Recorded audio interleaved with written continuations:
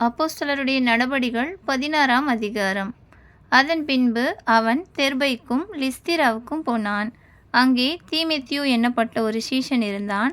அவன் தாய் விசுவாசமுள்ள யூத ஸ்திரீ. அவன் தகப்பன் கிரேக்கன். அவன் லிஸ்திராவிலும் இக்கோனியாவிலும் உள்ள சகோதரராலே நற்சாட்சி பெற்றவனாயிருந்தான்.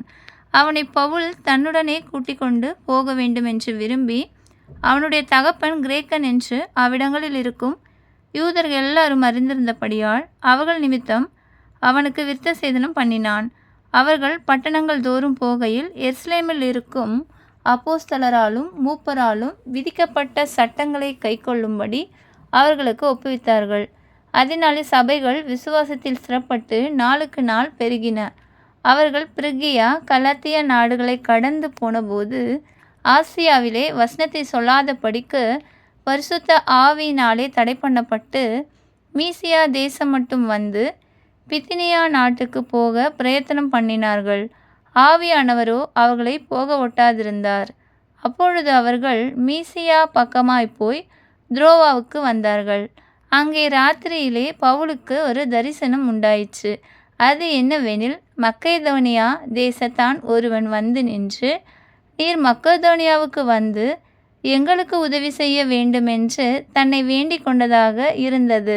அந்த தரிசனத்தை அவன் கண்டபோது அவர்களுக்கு சுவிசேஷத்தை அறிவிக்கும்படி கர்த்தர் எங்களை அழைத்தார் என்று நாங்கள் நிச்சயித்து கொண்டு உடனே மக்கெதோனியாவுக்கு புறப்பட்டு போக பிரயத்தனம் பண்ணி, துரோவாவில் கப்பல் ஏறி சாமோத்திராவுக்கு தீவுக்கும் மறுநாளிலே நெயாப்போலி பட்டணத்துக்கும் நேராய் ஓடி அங்கே இருந்து மக்கெதோனியா தேசத்து நாடுகளில் ஒன்றிற்கு தலைமையானதும் ரோமர் குடியேறினதுமான பிலிப்பி பட்டணத்துக்கு வந்து அந்த பட்டணத்திலே சில நாள் தங்கியிருந்தோம்.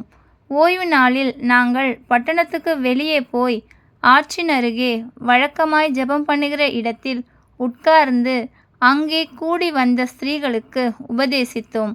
அப்பொழுது தியத்திரா ஊராலும் இரத்தாம்பரம் விற்கிறவளும் தேவனை வணங்குகிறவளும் ஆகிய லீதியாள் என்னும் பேருள்ள ஒரு ஸ்திரீ கேட்டுக்கொண்டிருந்தாள். பவுல் சொல்லியவைகளை கவனிக்கும்படி கர்த்தர் அவள் இருதயத்தை திறந்தருளினார். அவளும் அவள் வீட்டாரும் ஞானஸ்நானம் பெற்ற பின்பு அவள் எங்களை நோக்கி, நீங்கள் என்னை கர்த்தரிடத்தில் விசுவாசம் உள்ளவள் என்று எண்ணினால் என் வீட்டிலே வந்து தங்கியிருங்கள் என்று எங்களை வருந்தி கேட்டுக்கொண்டாள். நாங்கள் ஜெபம் பண்ணுகிற இடத்துக்கு போகையில் குறி சொல்ல ஏவுகிற ஆவியை கொண்டிருந்து குறி சொல்லுகிறதினால் தன் எஜமான்களுக்கு மிகுந்த ஆதாயத்தை உண்டாக்கின ஒரு பெண் எங்களுக்கு எதிர்பட்டாள். அவள் பவுலையும் எங்களையும் பின்தொடர்ந்து வந்து, இந்த மனுஷர் உன்னதமான தேவனுடைய ஊழியக்காரர், இரட்சிப்பின் வழியை நமக்கு அறிவிக்கிறவர்கள் என்று சத்தமிட்டாள். இப்படி அநேக நாள் செய்து கொண்டு வந்தாள். பவுல் சினம் கொண்டு திரும்பி பார்த்து, நீ இவளை விட்டு புறப்படும்படி இயேசு கிறிஸ்துவின் நாமத்தினாலே உனக்கு கட்டளையிடுகிறேன் என்று அந்த ஆவியுடனே சொன்னான். அந்நேரமே அது புறப்பட்டு போயிற்று. அவளுடைய எஜமான்கள் தங்கள் ஆதாயத்து நம்பிக்கை அற்றுப்போயிற்றென்று கண்டு பவுலையும் சீலாவையும் பிடித்து சந்தை வெளியுள்ள அதிகாரிகளிடத்தில் இழுத்து கொண்டு போனார்கள். அவர்களை அதிகாரிகளிடத்தில் ஒப்புவித்து, யூதர்களாகிய இந்த மனுஷர் நம்முடைய பட்டணத்தில் கலகம் பண்ணி ரோமராகிய நாம் ஏற்றுக்கொள்ளவும் அனுசரிக்கவும் தகாத முறைமைகளை போதிக்கிறார்கள் என்றார்கள். அப்பொழுது ஜனங்கள் கூட்டம் கூடி அவர்களுக்கு விரோதமாய் எழும்பினார்கள். அதிகாரிகள் அவர்கள் வஸ்திரங்களை கிழித்து போடவும் அவர்களை அடிக்கவும் சொல்லி அவர்களை அநேக அடி அடித்த பின்பு சிறைச்சாலையிலே வைத்து அவர்களை பத்திரமாய் காக்கும்படி சிறைச்சாலைக்காரனுக்கு கட்டளையிட்டார்கள். அவன் இப்படிப்பட்ட கட்டளையை பெற்று அவர்களை உட்காவலறையிலே அடைத்து அவர்கள் கால்களை தொழுமரத்திலே மாட்டி வைத்தான். நடுராத்திரியிலே பவுலும் சீலாவும் ஜெபம் பண்ணி தேவனை துதித்து பாடினார்கள். காவலில் வைக்கப்பட்டவர்கள் அதை கேட்டு கொண்டிருந்தார்கள்.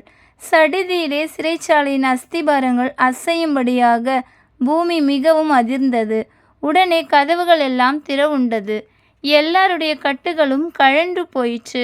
சிறைச்சாலைக்காரன் நித்திரை தெளிந்து சிறைச்சாலையின் கதவுகள் திறந்திருக்கிறதைக் கண்டு கட்டுண்டவர்கள் ஓடிப்போனார்கள் என்று எண்ணி பட்டயத்தை உருவி தன்னை கொலை செய்து கொள்ள போனான். பவுல் மிகுந்த சத்தமிட்டு, நீ உனக்கு கெடுதி ஒன்றும் செய்து கொள்ளாதே, நாங்கள் எல்லாரும் இங்கேதான் இருக்கிறோம் என்றான். அப்பொழுது அவன் தீபங்களை கொண்டு வரச் சொல்லி உள்ளே ஓடி நடுநடுங்கி பவுலுக்கும் சீலாவுக்கும் முன்பாக விழுந்து அவர்களை வெளியே அழைத்து வந்து, ஆண்டவமாரே, ரட்சிக்கப்படுவதற்கு நான் என்ன செய்ய வேண்டும் என்றான். அதற்கு அவர்கள், கர்த்தராகிய இயேசு கிறிஸ்துவை விசுவாசி, அப்பொழுது நீயும் உன் வீட்டாரும் ரட்சிக்கப்படுவீர்கள் என்று சொல்லி அவனுக்கும் அவன் வீட்டிலிருந்த யாவருக்கும் கர்த்தருடைய வசனத்தை போதித்தார்கள். மேலும் ராத்திரியில் அந்நேரத்திலே தானே அவன் அவர்களை அழைத்து கொண்டு போய் அவர்களுடைய காயங்களை கழுவினான். அவனும் அவனுடையவர்கள் அனைவரும் உடனே ஞானஸ்நானம் பெற்றார்கள். பின்பு அவன் அவர்களை தன் வீட்டிற்கு கூட்டிக் கொண்டு போய் அவர்களுக்கு போஜனம் கொடுத்து தன் வீட்டார் அனைவரோடும் கூட தேவனிடத்தில் விசுவாசம் உள்ளவனாகி மனமகிழ்ச்சியாயிருந்தான். பொழுது விடிந்த பின்பு அந்த மனுஷரை விட்டுவிடுங்கள் என்று சொல்ல அதிகாரிகள் சேவகர்களை அனுப்பினார்கள். சிறைச்சாலைக்காரன் பவுலுக்கு இந்த வார்த்தைகளை அறிவித்து உங்களை விடுதலையாக்கும்படிக்கு அதிகாரிகள் கட்டளை அனுப்பினார்கள். ஆகையால் நீங்கள் இப்பொழுது புறப்பட்டு சமாதானத்துடனே போங்கள் என்றான்.